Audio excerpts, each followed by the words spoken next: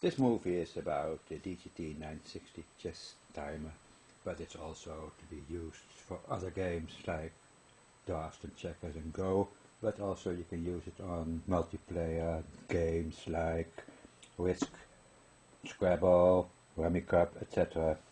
It's a foldable clock, so I can open it, and when I do, it switches on automatically. And when you have it new out of the box, it will show this exactly as you see now in this movie. To demonstrate it, I'll reduce the time. We don't want to look at this clock for 10 minutes to count down.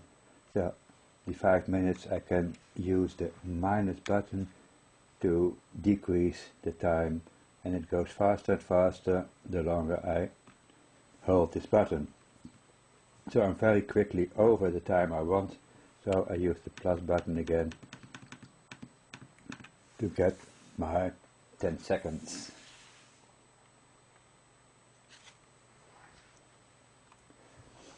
This last line is specific for the setting up of the Chess 960 starting position. We don't use this now. I'll switch this off not to be distracted by that. The Chess 960 starting position setup is discussed in another movie. Now, in the middle it shows game timer, but I want to start with the move timer. I use the right hand button and the minus button to choose this position, and use the center button to start the clock again.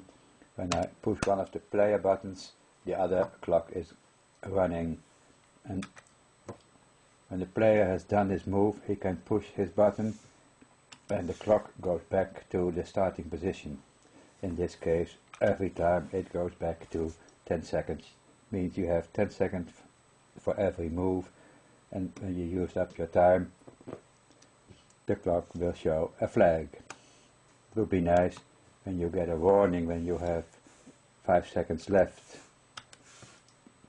So I switched on the sound with this sound button.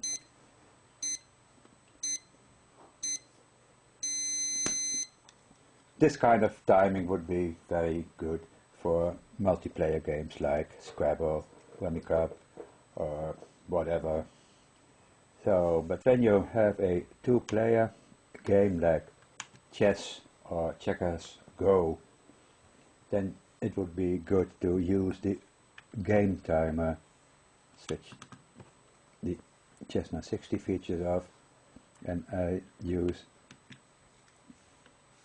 the plus button to get here in the game timer mode.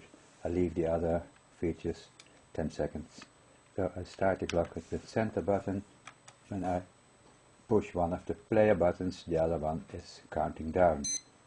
But now, when the turn is finished, the clock stays where it is, and it goes down until it reaches 0. And when it does, it shows a flag, but it doesn't stop, it goes on, it's counting up. The same goes for the other side. It will count up, but it shows a flag on the left hand side to show that the left hand side went to 0 seconds first. I'll reset it by pushing the on-off switch. I switch off the Chess 960 functions and go on with the right hand button to select the middle part of the clock, and now go to delay. When you're at the end of the game and you have very little time left, it would be nice that the clock waited a while before counting down, and that's what delay is for. Now I adjust the delay time, which was 10 seconds, but I want to make it 5, and then set the clock ready to start with the center button. When I start the clock, first the delay time is counting down, and then the main time will start running. The same will go to the other side. First 5 seconds delay time, and then the main time is counting down. but it would be possible to move within the delay time, and when you do so, your time doesn't count down, it stays as it is.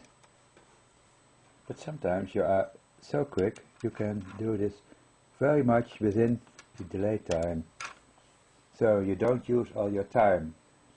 And Bobby Fischer thought it would be good that you earn back your not used seconds.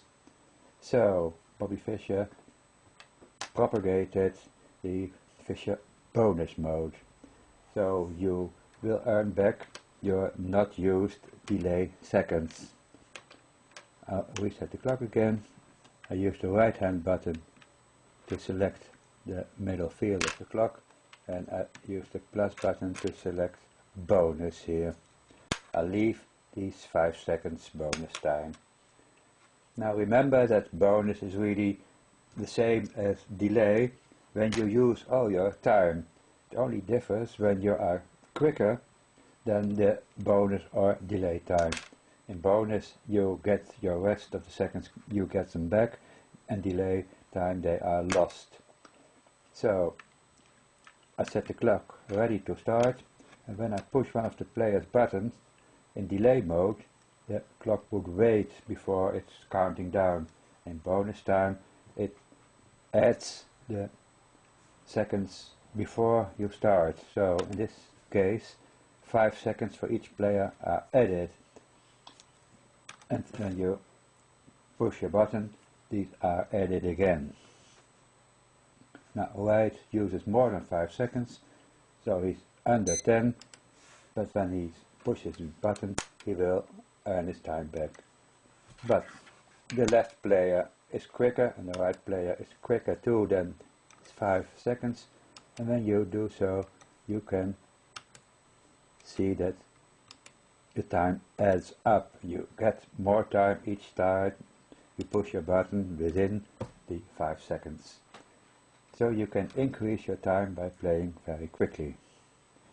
That's what Bobby Fischer had in mind when he propagated this kind of timing.